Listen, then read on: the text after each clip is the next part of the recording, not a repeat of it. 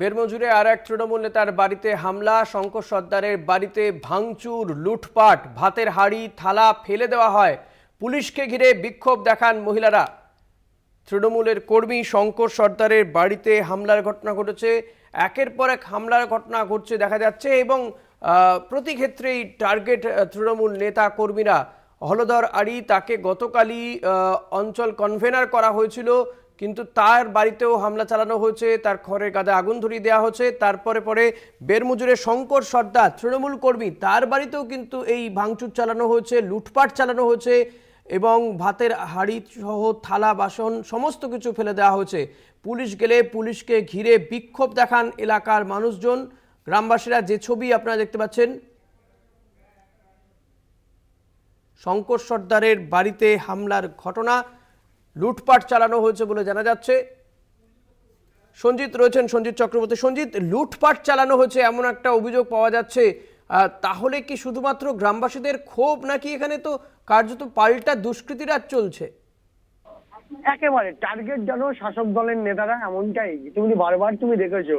একদিকে অজিত মাইতি, তারপর হলধর আড়ি, তারপরে আবার নতুন রাজ্যে বেরমজুর 1 নম্বর গ্রাম পঞ্চায়েতের মেম্বার অর্থাৎ শঙ্কর সর্দার। সে এলাকায় যার বাড়ি, তার পরিবেশ দেখলে বোঝা যাচ্ছে কতটা প্রভাবশালী। কিন্তু সেই দেখাচ্ছে একটা খড়ের বাড়ি, চারিদিকে মাটির দেওয়াল, তার বিরুদ্ধে দুর্নীতির অভিযোগ করে বিশেষ করে বিরোধীরা সেখানে গিয়ে বা মহিলাদের সংগঠিত করে, জানো তুমি ইতিমধ্যে 144 ধারা জারি করা আছে সেই জায়গায়, বিশেষ করে বেরমজুর গ্রাম পঞ্চায়েতের, সেখানে মিছিল করে ঝাঁটা লাঠি নিয়ে তার বাড়িতে চড়া হলো। ভাতের রান্না করছিল, ভাত, সেই ভাতের রান্না হাঁড়ি লাঠি মেরে ফেলে দেওয়া হলো, উঠোনে ফেলে দেওয়া হলো। ভাতের থালা, একটা বাচ্চা ভাত খাচ্ছিল, এই থালা ফেলে দেওয়া হলো উঠোনে। পাশাপাশি রীতিমতো তার মধ্যে ভাঙচুর চালানো হলো, লুটপাট করা হলো, মহিলারা আক্রান্ত হলো। ইতিমধ্যে এই ঘটনাস্থলে বিশাল পুলিশ বাহিনী রয়েছে। ঘটনাস্থলে তুমি জানো এডিজি আইন শৃঙ্খলা রয়েছে সুপ্রতিম সরকার, বিশাল পুলিশ বাহিনীকে ঘটনাস্থলে পরিস্থিতি নিয়ন্ত্রণে আনার চেষ্টা করছে। কিন্তু প্রশ্ন হচ্ছে, ইতিমধ্যে এই ঘটনার জেরে কিন্তু তিনজন মহিলা গ্রামবাসীকে আটক করে যাচ্ছে পুলিশ, তাদেরকে সন্দেশখালী থানায় নিয়ে যাওয়া হচ্ছে। প্রশ্ন হচ্ছে, এটা কি পরিকল্পিতভাবে হামলা? একের পরে এক হামলা। তুমি দেখতে পাচ্ছ অজিত মাইতিকে যখন 4.5 ঘন্টা ধরে আটক করে পুলিশ তাকে উদ্ধার করে নিয়ে গেল, তারপরে তারা এফআইআর এর ভিত্তিতে তাকে গ্রেপ্তার করা হলো। এর আগে তারপরে হলধর আড়িকে 12 ঘন্টার মধ্যে তাকে নতুন কনভেনার করা হলো, তার বাড়িতেও চড়া হলো। অর্থাৎ রাতের অন্ধকারে দুষ্কৃতীরা তার বাড়িতে চড়া হয়ে তার জমি ফসল কেটে নিল, আগুন লাগিয়ে দেওয়া হলো। তারপরে আবার নতুন করে শঙ্কর সর্দার তার বাড়িতে গিয়ে দিনের বেলায় প্রকাশ্য দিবালোকে তার বাড়িতে লুটপাট চালানো, ভাঙচুর করলো, তার ভাতের রান্না খাবার সেইটা ফেলে দেওয়া হলো উঠোনে। সব নিয়ে এর পিছনে কি টার্গেট হচ্ছে শাসক দলেরা? এর পিছনে কাদের ইন্ধন রয়েছে?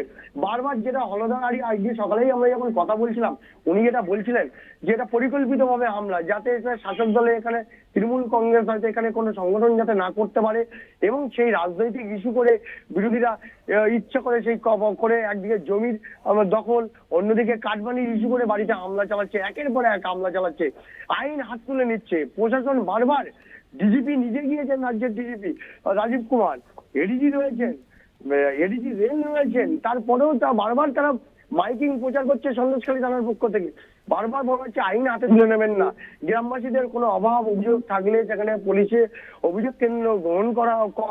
সঞ্জিত, এর পাশাপাশি যদি আমরা দেখি যে শেখ শাহজাহানের ভাই শেখ সিরাজ, তার বিরুদ্ধেও কিন্তু এফআইআর করা হচ্ছে। সিরাজের বিরুদ্ধে একাধিক অভিযোগ রয়েছে এই শেখ শাহজাহানের ভাইয়ের বিরুদ্ধে। গ্রামবাসীরা তার বিরুদ্ধে সন্দেশখালী থানাতে অভিযোগ দায়ের করেছে। এই শেখ সিরাজের বিরুদ্ধে ঠিক কি কি অভিযোগ করছেন গ্রামবাসীরা? দেখো, শেখ সিরাজের বিরুদ্ধে এর আগেও অভিযোগ হয়েছিল, তুমি জানো। বেরমজুর 1 নম্বর গ্রাম পঞ্চায়েতের যে অঞ্চল সভাপতি শেখ সিরাজ, তাকে যেমন রাজ্যের 3 মন্ত্রী গিয়ে তার পদ থেকে খারিজ করা হয়েছিল, দলিল পদ থেকে, এবং গ্রামবাসীরা বারবার দাবি করেছিল এই অজিত মাইতি আর শেখ সিরাজ এদের ইন্ধনেই কিন্তু ওখানে সেখানে জমি দখল হয়েছে, বেআইনিভাবে গ্রামবাসীদের জমি কেড়ে নেওয়া হয়েছে, পাশাপাশি জমির লিয়ের টাকা আত্মসাৎ করা হয়েছে, এমন প্রতিবাদ করতে গেলে ভয় দেখানো হয়েছে। এই অভিযোগটা কিন্তু গ্রামবাসীরাই করছিল, কিন্তু শাসক দলের পক্ষ থেকে কিন্তু বারবার প্রেসিডেন্টরা অভিযোগ করতে চাইছিল যে টার্গেট করা হচ্ছে শাসক দলের নেতাদের, তাদের বিরুদ্ধে কোনো নির্দিষ্ট অভিযোগ নেই। কিন্তু বারবার গ্রামবাসীদের একটা অংশ এই প্রতিবাদ বিক্ষোভ আন্দোলন সংগঠিত করে বারবার অভিযোগ করেছেন। এই শেখ সিরাজের বিরুদ্ধে একাধিক অভিযোগ এনে ইতিমধ্যে সন্দেশখালী থানায় অভিযোগ দায়ের করেছেন, এফআইআর লঞ্চ করেছেন।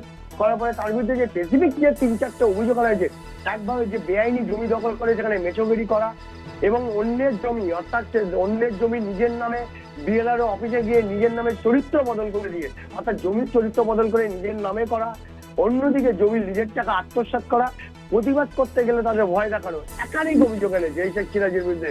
তার জন্যই গ্রামবাসীরা অভিযোগ করেছে। এর মধ্যে তুমি জানো তাকে বসিরহাট আদালতে মিনাকা থানা থেকে মেডিকেল করার পরে তাকে বসিরহাট মহকুমা আদালতে পেশ করা হবে।